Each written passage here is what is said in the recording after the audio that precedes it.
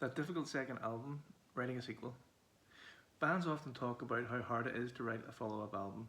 Sometimes it is because they spent years of their life working on the first one and suddenly they have to come up with something new. Sometimes they're not sure what direction they want to go in. Along with that, they need to give their audience something similar, but also something fresh. In my case, it was not writing my second novel, but my ninth. However, my new book Death Notice is a sequel to last year's Hunted.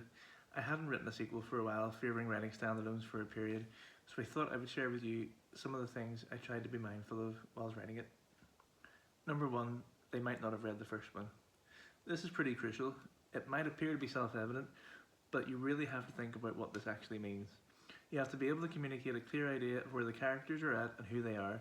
You need to potentially catch the reader up on where the larger story arc has been and where it's headed. At the same time, you need to engage them in this new story without lots of explanation and dull info dumping. In this series, the main character is called Mick Walker, an ex-IRA recruit turned MI5 informer. Hunted involves him being tracked down and forging new and deep friendships with Brandon, a thief who had robbed him, and Amy, an FBI agent sent to help him. I had to try and get this information across to the reader and a sense of the relationships that had so far developed. There's no getting away from doing this. The best way I think to do this is through creating new obstacles to overcome and to show how the characters react to this and to each other. Ultimately, their dialogue will be a large part of this. Number two, they might have read the first one. Equally as important, another key aspect is you don't want to bore the reader that you already have engaged enough to want to read the sequel. If you spend too much time going over the previous plot and worry too much about grounding the characters, then you run the risk of the writing being stale anyway.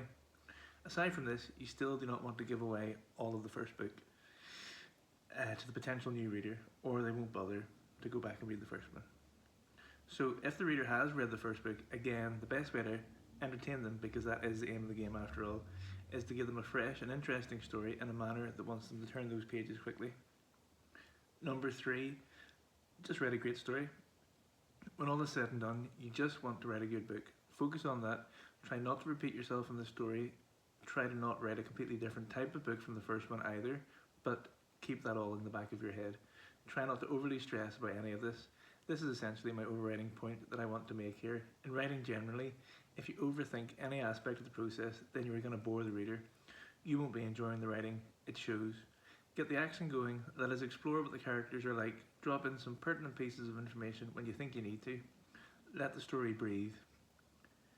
Enjoy writing it and let it come to life. With Death Notice, I began with a prologue that predates the first book. In that way, all readers are starting at the same point and are equally in the dark with what is about to unfold. I chose to start with a scene where Walker is uncovered as an informer by the IRA 8 years before the actual events in Hunted, the first book. There is a shootout, lots of action and dialogue, and we naturally get a sense of Walker's personality and his background through what happens and what he says. Show, don't tell, as they say. Don't be too obvious about it, always be conscious of not over-egging things. Number four, will there be another one? You might not want to bump off your main characters if there is still more to come. If you're writing a sequel, then odds are you're thinking about a longer series. If this is the case, then you might not want to make any too big decisions at this point. Just listen to authors like Ian Rankin and Lee Child speak about regret of decisions they made in earlier books. Richard Stark regretted calling his long-running series character Parker. He said this was especially true when he agonised over what to say in scenes instead of saying something like Parker parked. Number five, liner notes. So, where does this all leave you? To some degree, I am simply saying don't worry too much about any of it, just enjoy it. Writing is there to be enjoyed, to escape into. It sure as heck isn't likely to pay many of the bills. As I said, if you overthink any part of your writing, it's going to show. Like anyone who is skilled at any endeavour, physical or mental, it is all in the preparation and the practice.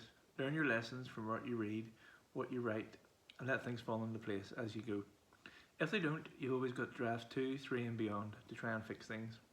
What you can't add later is that initial energy and that little bit of spark. I think that's what many of those successful bands did when completing their difficult second albums. Who knows, you could even better the first book in your series. Just think about Nirvana with Nevermind, John Coltrane with Blue Train, or Prince with Prince. He kind of cheated by self-titling his second album.